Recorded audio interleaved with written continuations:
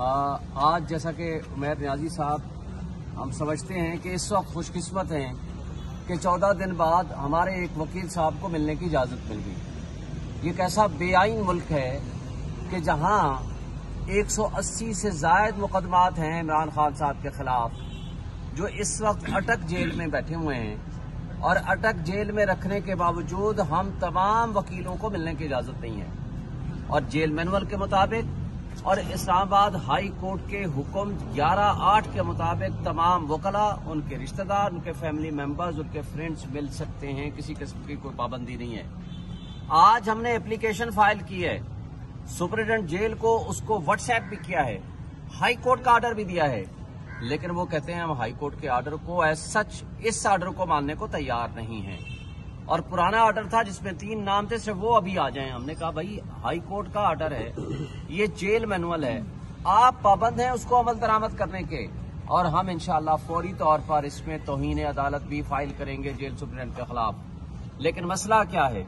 मसला ये है कि इस वक्त उन्होंने जो एक मुतासिब जज से जिस तरह इदारों को इस्तेमाल करके, जिस तरह एक मुंसिफ को इस्तेमाल करके, जिस तरह कानून और इंसाफ का दोहरा मेयार कायम करके इमरान खान साहब को जेल में डाला हुआ है, उस ऑर्डर के अंदर भी ये लिखा हुआ है कि वो अडियाला जेल में जाएंगे। अडियाला जेल में चूंकि फैसिलिटीज देनी पड़ेंगी under the law, under the jail manual, और किसी की ख्वाहिश पे वो अटक जेल में उनको ले आया गया है। और अटक जेल में रखने का मकसद भी सिर्फ ये है कि उनको सॉलिटरी कन्फाइनमेंट में रखा जाए, एक खराब किस्म का, बदबूदार किस्म का एक ऐसा छोटा सा सेल, एक काइंड ऑफ चक्की का आप कह सकते हैं, जिसके अंदर उनको रखा हुआ है, जहां बेसिक फैसिलिटीज नहीं है, जहां वॉशरूम नहीं है और खुला वॉशरूम है।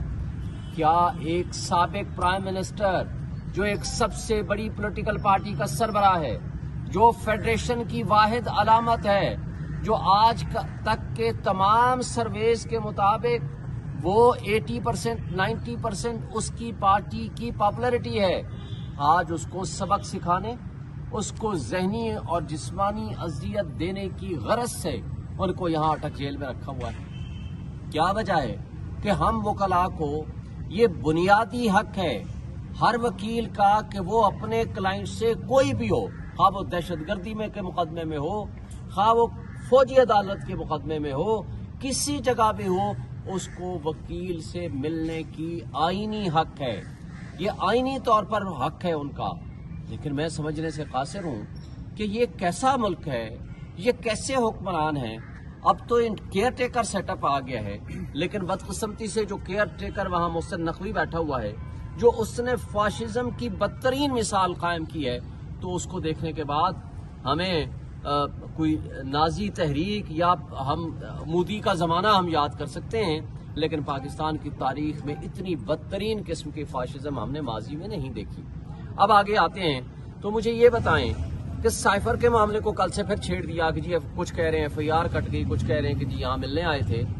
मुझे बताएं कि साइफर लीक होने के बाद ये साबित हो चुका है कि इस इम्पोर्टेड हुकूमत जो पिछली आई थी, वो अमेरिका की मदद से और बाजवा साहब की मदद से वो यहां आई थी। साइफर के कंटेंट्स लीक हो चुके हैं, जो कि अमेरिका के एक सहाफी ने किए हैं। लेकिन मुझे ये बताएं कि इसके बाद क्या इस साजिश में से पर्दा उठाना जरूरी नहीं है?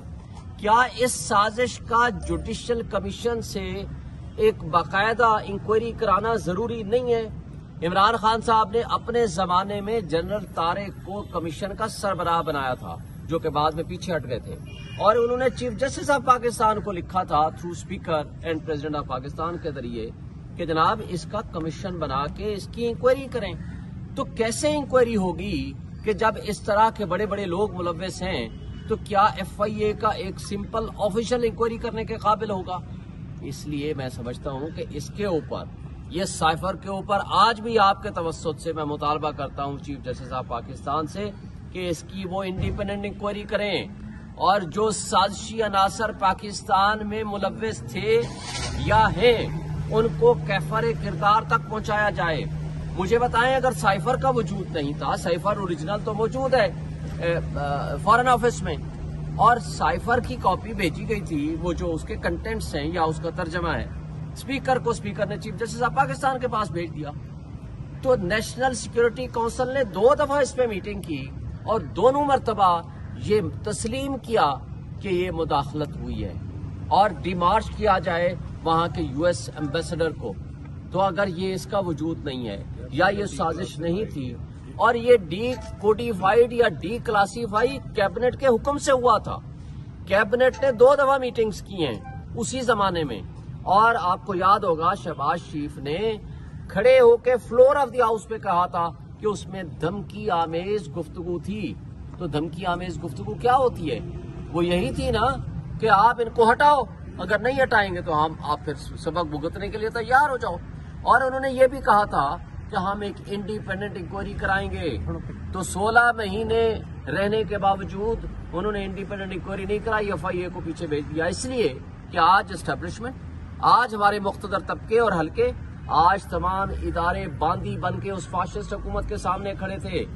हम आपके तवस्सुत से मौजूदा केयर टेकर सेटअप को ये पैगाम देना चाहते हैं कि क्या वो आईन और कानून की पासदारी करके क्या वो अपना नाम तारीख